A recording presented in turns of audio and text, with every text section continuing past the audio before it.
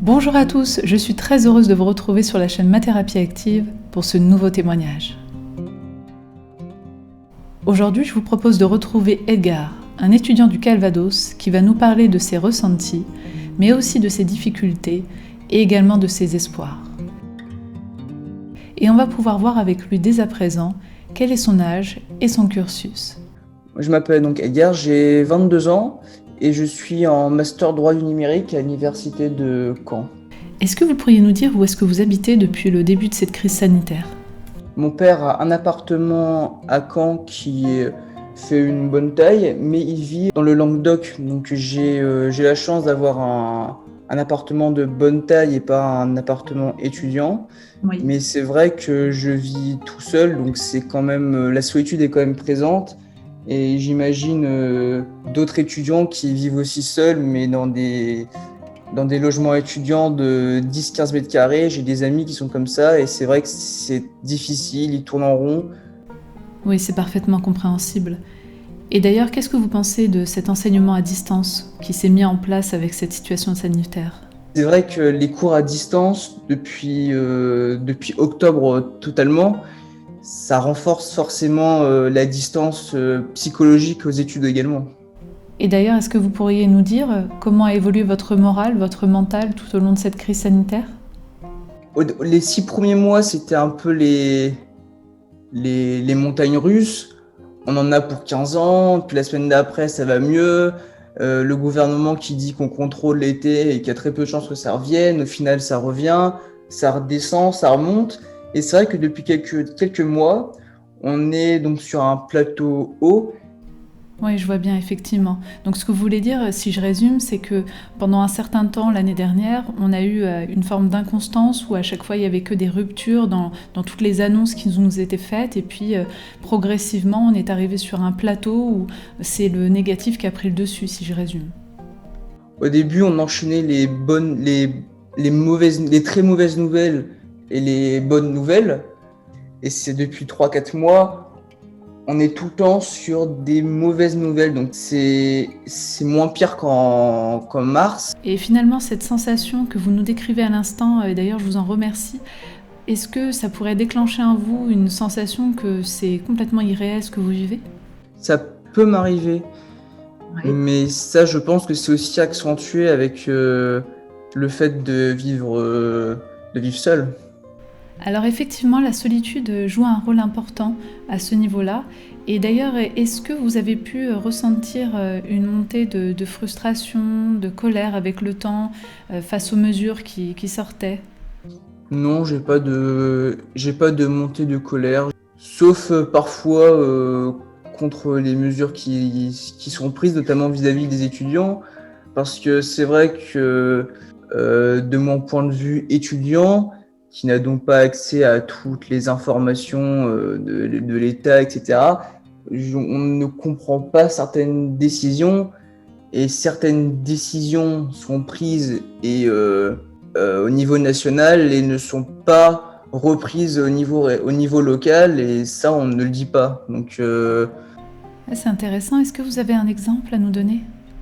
par exemple, quand le gouvernement dit que les élèves de première année pourront revenir en demi-groupe en TD à l'université, Oui. notre doyen dit non, c'est pas possible pour telle ou telle raison. Donc ça ne se met pas en place. Sauf si j'ai loupé quelque chose qui est possible, il n'y a toujours pas de retour d'un jour sur 5 à l'université de Caen dans ma filière, comme l'a dit le gouvernement. D'accord, donc il y a un décalage entre ce que vous entendez finalement dans les médias et ce qui est appliqué dans votre quotidien à l'échelle de la fac, quoi. Oui. Et est-ce que depuis septembre 2020, vous avez pu avoir peur de vous déscolariser ou est-ce que vous avez pu être témoin de déscolarisation autour de vous auprès de vos camarades ? Non, j'ai pas eu cette peur pour moi, et j'ai pas non plus peur pour mes amis, mais c'est vrai que je suis dans un contexte aussi où maintenant je suis en master.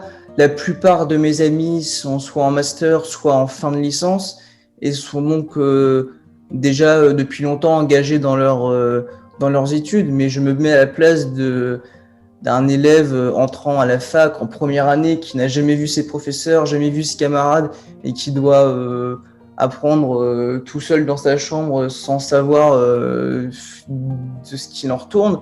Là, je pense que c'est très compliqué. Mais c'est une bonne chose de parler des étudiants qui ont effectivement un logement très petit et qui, malheureusement pour eux, vivent comme des lions en cage, en se retrouvant face à eux-mêmes, face à leurs difficultés de la vie quotidienne, que ce soit sur le plan de vue social, mais aussi financier, et pas du coup finalement que scolaire, contrairement à ce qu'on a pu penser à un moment donné. Il y a vraiment du coup un côté très globalisant dans toutes les difficultés qu'ils peuvent rencontrer au quotidien, et c'est bien de pouvoir le reconnaître aujourd'hui à mon sens. Et donc j'ai envie de vous poser la question suivante. Dans ce contexte bien précis, est-ce que vous vous sentez aidé, vous et vos camarades ? Je ne me sens pas aidé, je me sens pas poussé vers le travail. Voilà, c'est ce que je pense. Eh bien, je vous remercie parce que c'est très important de pouvoir entendre votre témoignage à ce sujet. Est-ce que vous pourriez à présent nous parler des supports d'apprentissage, de ce qui vous est proposé depuis que l'enseignement se fait principalement à distance ? On prend comme début le mars quand tout a fermé. On avait des cours en PDF avec des PDF qui faisaient des tailles de je sais pas combien de cours, des énormes PDF qu'on a dû apprendre pour les examens. Et donc ces PDF, on a donc pour les examens, on a découvert les examens en distanciel. Oui.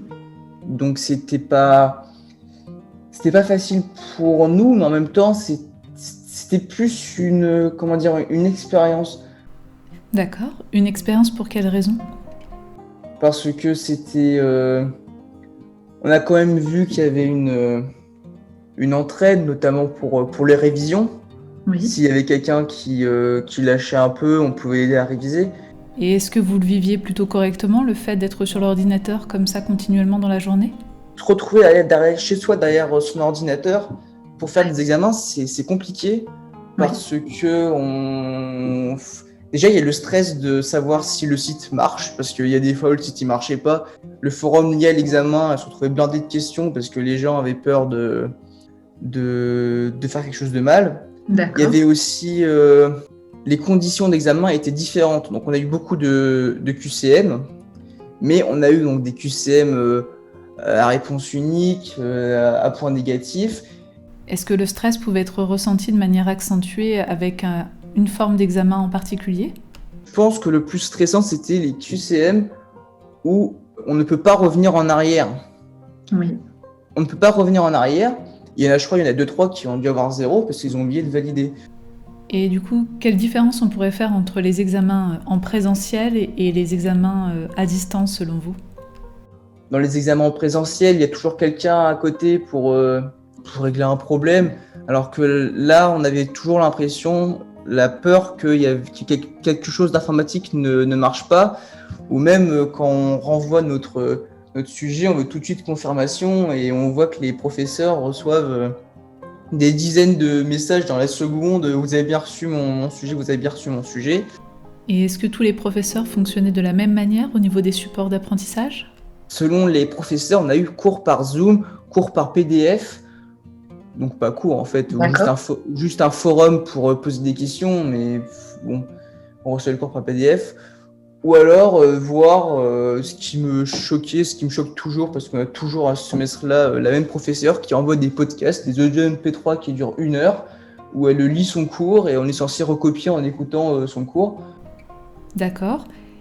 Et les PDF, est-ce que c'est un format qui vous convient pour apprendre ou c'est quelque chose qui est un peu plus compliqué ? Moi, personnellement, ça me convient parce que je n'ai pas de mémoire auditive et donc entendre un professeur parler pendant 2 heures, ça m'endort plus qu'autre chose. Mais ça, c'est très personnel et donc le PDF ne me dérange pas. Le seul problème, c'est quand le PDF d'un cours d'1 heure devient un PDF d'un cours de 3 heures. Là, ça commence à me déranger parce que la masse de travail commence à être trop forte. D'accord. Et comment vous avez trouvé les examens en règle générale ? Est-ce que vous avez senti qu'ils étaient plutôt adaptés à la situation ou pas spécialement ? On est quand même plusieurs à dire que c'était les examens les plus compliqués depuis le début de notre cursus en droit. Alors ça peut être, peut-être que c'est juste moi qui n'ai pas compris. Et est-ce qu'il vous est arrivé de temps en temps d'avoir peur d'attraper le virus et que ça puisse jouer éventuellement dans votre morale vis-à-vis de votre scolarité?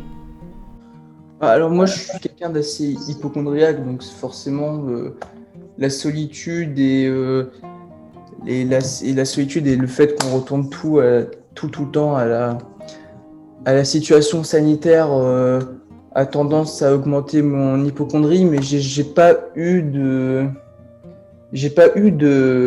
grosse peur d'attraper le Covid. Et j'ai d'ailleurs pas l'impression qu'autour de moi, ce soit une grande peur. Alors c'est pas pour autant qu'on fait des rave parties à 300 tous les week-ends. On fait quand même attention, mais j'ai pas l'impression autour de moi qu'il y ait vraiment une peur d'attraper le Covid, que ce soit d'ailleurs dans mes amis ou dans ma famille. C'est intéressant parce que finalement, j'ai l'impression que la peur penche plutôt du côté de la scolarité avec le comment je vais faire pour valider mon année et vis-à-vis des amitiés qui sont par le biais de la scolarité. Les amitiés qu'on se fait et les amitiés qu'on entretient grâce à la scolarité, si je résume. Oui, c'est quelque chose que je ressens, j'ai l'impression que plus ça avance et plus les gens sont inquiets par l'aspect social et économique, et moins ils le sont par l'aspect sanitaire. Oui, c'est vrai que finalement la situation sanitaire a mis en lumière l'utilité d'un réseau social pour s'épanouir et puis l'utilité d'avoir une motivation, un but quotidien lorsqu'on se lève le matin, qu'on sache pourquoi on se lève finalement. Si vous aviez un message à faire passer, un message fort à faire passer à l'ensemble des auditeurs, mais aussi à ceux qui pourraient nous écouter et qui pourraient avoir un poids dans les institutions éventuellement, qu'est-ce que vous aimeriez faire passer comme message ? Qu'on ressente une meilleure communication entre les personnes locales et les personnes nationales. Alors je sais bien qu'il y a des endroits où la mise en application est compliquée et qu'un endroit spécifique, ça va être difficile de mettre en place. Mais quand on nous dit que c'est pas possible parce que les emplois du temps sont déjà faits et que les étudiants sont pour beaucoup rentrés chez eux, loin de l'université, je pense que ce sont des arguments très globaux qui ne touchent pas du tout uniquement l'université de Caen. Et donc j'aimerais qu'il y ait une meilleure communication. Et également, j'aimerais peut-être qu'on nous donne plus notre avis, parce que les personnes en charge prennent l'initiative de nous questionner, de faire un questionnaire en demandant si on est prêt à revenir, qui est prêt, qui n'est pas prêt, qui pourrait revenir, s'il mettre en œuvre les mesures, telle ou telle mesure. Oui, je comprends tout à fait. Vous souhaitez simplement, en fait, finalement, en tant qu'étudiant, avoir la possibilité d'être reconnu comme capable de donner un point de vue quand il s'agit des méthodes d'enseignement ou des méthodes d'apprentissage. Et vous pourriez proposer quel type de questionnaire, du coup ? Ce seraient des questionnaires qui seraient utiles et au moins on se sentirait plus impliqué et puis on se sentirait moins #étudiant fantôme déjà. Oui, il y a un manque de lien social, d'après ce que j'entends dans votre témoignage. Je suis pressé de pouvoir retrouver le lien social de l'université, de pouvoir refaire la fête comme tout le monde. C'est juste que je me dis, une réflexion que je me fais parfois, c'est que je me rends compte que ce qui devient assez troublant, c'est que j'ai l'impression que plus on avance et plus on prend le masque pour une mesure normale et que parfois les gens ont peur de voir d'autres gens sans masque, même quand on a la télévision, on regarde une émission d'il y a plus d'1 an, on voit les gens qui s'embrassent, ça peut angoisser des gens. C'est très intéressant ce que vous venez de dire. En fait, finalement, si je résume, vous avez le sentiment que vous et peut-être plusieurs de vos proches commencez à craindre le retour du avant, peut-être sous forme de stress ou sous forme d'angoisse. Est-ce que vous pouvez nous en dire plus là-dessus ? Voilà, et puis moi, ça m'est déjà arrivé de rêver que j'étais avec des personnes sans masque et que ça m'angoissait. Alors je suis pas D'accord. du tout traumatisé, mais c'est quand on se réveille, on se dit mais c'est quand même étrange d'avoir fait ce rêve-là et rêve que je partage avec quelques-uns de mes amis qui ont fait des choses similaires. Eh bien, merci beaucoup pour ce témoignage, c'était vraiment très intéressant. Et je dis à tous ceux qui nous écoutent, à très vite sur Ma Thérapie Active.